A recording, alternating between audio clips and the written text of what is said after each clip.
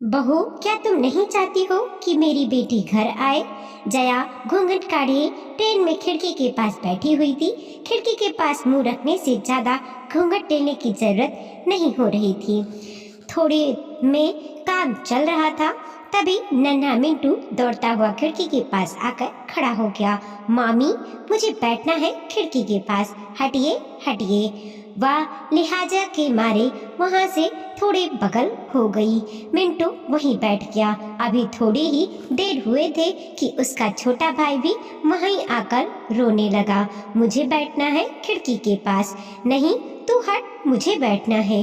बेचारी जया अपना पल्लू पकड़े उन्हें छुड़वाने की नाकाम कोशिश कर रही थी कि सासू माँ ने आदेश दिया, जया तुम इधर आ जाओ, बैठने दो उन्हें, बेकार तुम्हें तंग कर रहे हैं, उन्हें उनकी माँ ही संभालेगी।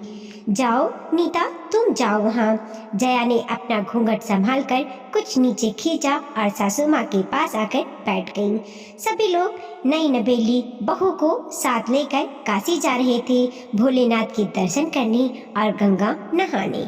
अभी महीने भर भी नहीं हुए थे विनय की शादी को। विनय माँ, पिताजी, बहन, उनके दो बच्चे, एक छोटा भाई और अपनी नई नवेली दुल्हन को साथ लेकर ट्रेन से यात्रा कर रहा था। पूरे रास्ते मिंटू और सर की बदमाशी से बहुत आसानी से कट गया।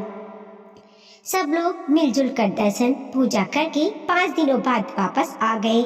लेकिन यह समय जया के लिए बहुत कठिन रहा। एक तो नया घर, नए लोग, उसमें थोड़ा नई दुल्हन होने की वजह से घूंघट लेना भी पड़ रहा था।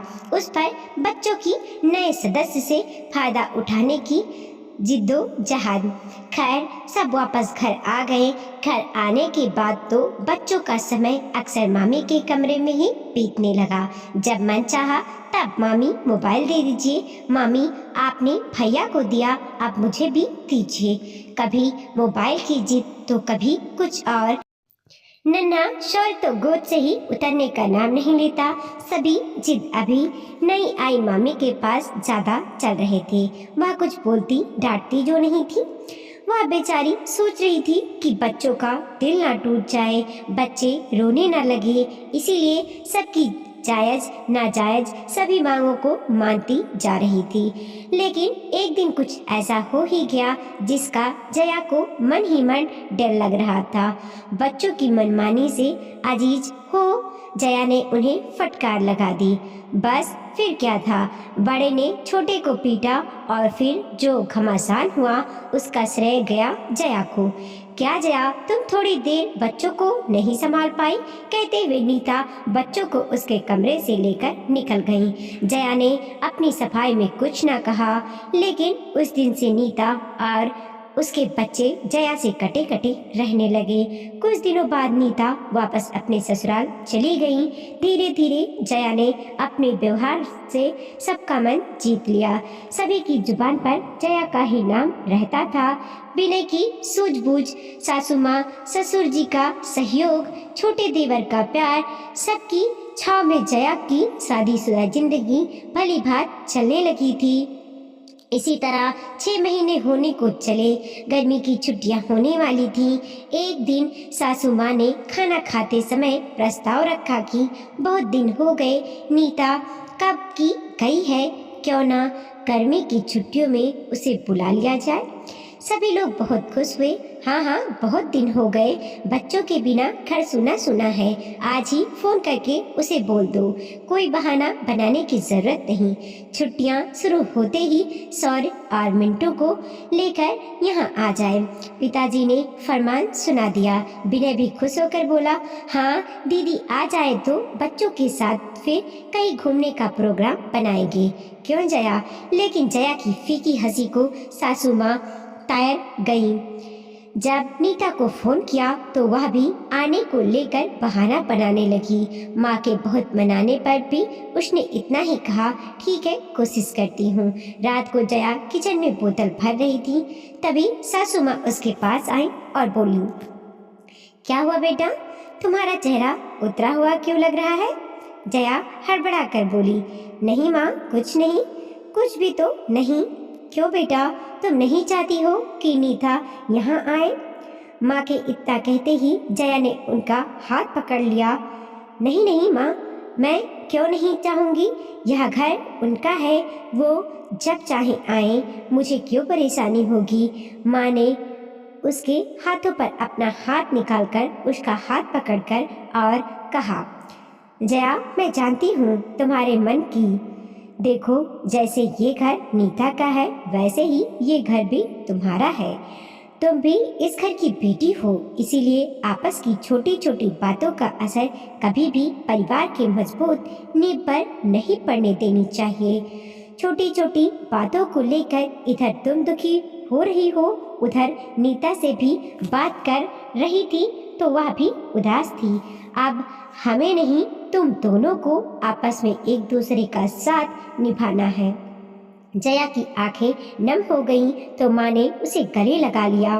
दूसरे दिन अलहे सुबह जया ने नीता को फोन लगाया और गर्मी की छुट्टियों में आने को कहा।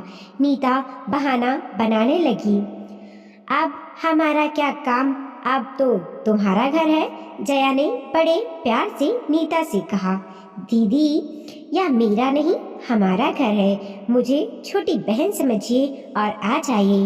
नीता के चेहरे पर भी हंसी खिल गई। वह बोली, लेकिन ये दोनों बदमाश तुम्हें ही तंग करेंगे तो करने दीजिए ना दीदी, यह घर उनका भी है और मामी भी तो उन्हीं की है। तुम्हारी हिम्मत कैसे हुई मेरी माँ को वृद्धा आश्रम भेजने की। आकाश जैसे ही घर में घुसा उसे जोर जोर से बोलने की आवाज सुनाई दी। वह वहीं ठिठक कर सुनने लगा।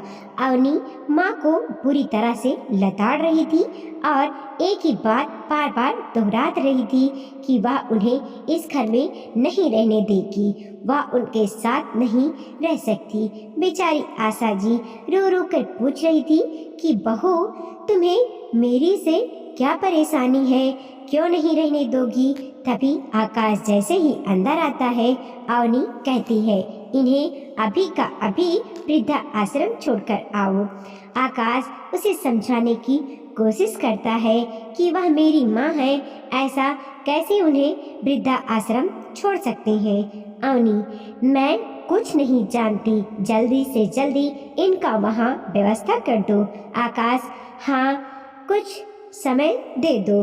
अवनी शांत होती है और चाय बनाने चल देती है। आकाश मन ही मन बहुत दुखी हो रहा था कि जिस माँ ने पिता के ना रहने पर भी माँ बाप दोनों का फर्ज निभाया, मुझे पाल पोष कर इतना बड़ा किया, पढ़ा लिखा कर इस काबिल बनाया कि आज मैं अपने पैरों पर खड़ा हूँ, अपना परिवार पालने में सक्षम हूँ, तो माँ को इस उम्र में पराए के बीच कैसे छोड़ दूं? क्या वो मेरे बिना रह पाएंगी? उसे समस्या का कोई समाधान नहीं मिल रहा था और इधर अवनी रोज अपनी जिद पर अड़ी थी। इसी बीच अपने ऑफिस के काम से उसे सप्ताह भर के टूर पर बाहर जाना पड़ा। अवनी ने इस मौके का लाभ उठाकर माँ को वृद्धा आश्रम में भेज दिया। वो रोती बिलखती रही कि आकाश को तो आ जाने दो, पर उसने एक ना सुनी। लौटने पर आकाश ने घर में माँ को ना देखकर पूछा, माँ कहाँ है? अवनी ने उसे झांसा देकर बताया कि उनकी 2-3 सहेलियां हरिद्वार जा रही थीं, सो वो भी जिद कर वहीं चली गईं। अभी सप्ताह भर भी लौट आएंगी। जब आकाश ने ज़्यादा पूछताछ की तो वह बोली, मैं उन लोगों को नहीं जानती, माँ ने जिद की तो मैंने भेज दिया। यह सारा वार्तालाप उनका 7 वर्षीय बेटा सुन रहा था, किंतु अवनी ने उसे धमका दिया था कि पापा को इस बारे में कुछ न बताए, सो वह डर के मारे चुप था। जब हफ्ता बीत गया, माँ ना आई तो आकाश को चिंता हो गई। अवनी ने उसको बड़ा खूबसूरत झांसा दिया था, ऐसी सोच थी उसकी और वह अपनी सफलता पर खुश हो रही थी। किंतु बेटा दीपू बहुत ही उदास रहता एवं हर समय भयभीत सा नजर आता। आकाश जब भी माँ के बारे में पूछता वह झट से कह देती, माँ ठीक है, कल फोन आया था, पर माँ मुझसे बात क्यों नहीं कर रही है? काम की व्यस्तता के चलते वह ज़्यादा कुछ नहीं पूछता। जब 2 दिन और निकल गए तब उसको चिंता हुई और वह अवनी से बोला, मुझे माँ का नंबर दो जिस पर वह बात करती हैं। उन्हें तुमने कौन सा फ़ोन दिया है? अब अवनी गोलमाल जवाब दे रही थी कि उन्होंने पड़ोस में किसी का फ़ोन लेकर बात की थी। जब आकाश ने कड़ाई से पूछा कि किसके यहाँ फ़ोन आया था, अवनी कोई स्पष्ट उत्तर नहीं दे सकी। तब आकाश को उस पर शक हुआ। वह बोला, ठीक है, मुझे तुम उनका पता दो। मैं शाम की गाड़ी से हरिद्वार के लिए निकल रहा हूँ। कहीं बीमार ना हो गई हूँ? मेरा मन बहुत बेचैन हो रहा है। और उनके नाम पता भी बताओ जिनके साथ वो गई हैं। मैं उनके परिवार से भी मिलता हूँ जाकर। अब अवनी कुछ देर चुप रहकर बोली, मेरे पास किसी का नाम पता कुछ भी नहीं है। आकाश, फिर ऐसे कैसे तुमने माँ को उन अनजान लोगों के साथ जाने दिया? तुम मुझसे फोन पर भी तो पूछ सकती थी। अवनी ने उत्तर दी। वह शाम को निकलने की तैयारी करने लगा। दीपू चुपचाप सब देख रहा था। वह जानता था कि दादी वृद्धा आश्रम में है, किंतु माँ के डर से चुप था। जैसे ही उसके पापा घर से बाहर जाने लगी, वह उनके साथ हो लिया। रास्ते में पापा को रोककर उसने पूरी बात बताई कि दादी वृद्धा आश्रम में है और मम्मी के डर से मैं चुप था। वह पापा को लेकर वृद्धा आश्रम गया जहाँ उसकी दादी थी। वहाँ माँ को बगीचे में उदास बैठा देखकर आकाश का कलेजा मुंह को आ गया।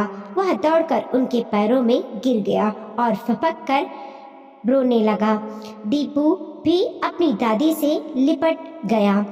दादी, घर चलो, आपके बिना मुझे अच्छा नहीं लगता।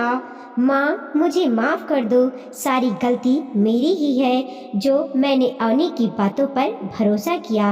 अब ऐसा नहीं होगा, ना रहेगा बांस, ना बजेगी बांसुरी। आज अभी जाकर मैं उसे उसके घर भेज दूंगा। माँ, प्लीज़ उठो, अपने घर चलो। वह माँ को लेकर घर आ गया। माँ को देखकर अवनी अचंभित हो गई कि आकाश को वृद्धा आश्रम का पता कैसे चला। दीपू के मुस्कुराते चेहरे को देख अवनी समझ गई कि यह सब दीपू का ही किया धरा है। वह दीपू को चाटा मारने ही वाली थी कि आकाश ने फुर्ती से उसका हाथ पकड़ लिया और चिल्लाकर बोला, अभी इसी वक्त तुम मेरे घर से चली जाओ। मैं और मेरा बेटा माँ के साथ हंसी खुशी रह लेंगे। अब यहाँ तुम्हारे लिए कोई जगह नहीं है। यह सुन अवनी सख्ती में आ गई, अपने किए की माफ़ी मांगने लगी, किंतु आकाश ने उसकी एक न सुनी। तब माँ ने दोनों के बीच दखल दे आकाश को उसे माफ़ कर देने के लिए बोला, बेटा, घर की बहू को ऐसे नहीं निकालते, उसे क्षमा कर दो। गलती इंसान से ही होती है। उसे एक मौका मेरे और दीपू के खातिर दे दो। वह तुम्हारे बच्चे की माँ है, तुम्हें ना सही बच्चे को माँ की ज़रूरत है। अवनी माँ के पैरों में गिरकर माफ़ी मांग रोने लगी। अपने जिस झांसे की सफलता पर फूली नहीं समा रही थी, जो उसकी नज़रों में एक खूबसूरत झांसा था, उसी पर अब उसे पछतावा हो रहा था। वीडियो को लाइक कीजिए, कमेंट कीजिए और अपने दोस्तों के साथ ज़रूर शेयर कीजिए। चैनल पे नए हैं प्लीज़ सब्सक्राइब कीजिए और देखते रहिए मोटिवेशनल स्टोरी। मिलते हैं और एक नई कहानी के साथ।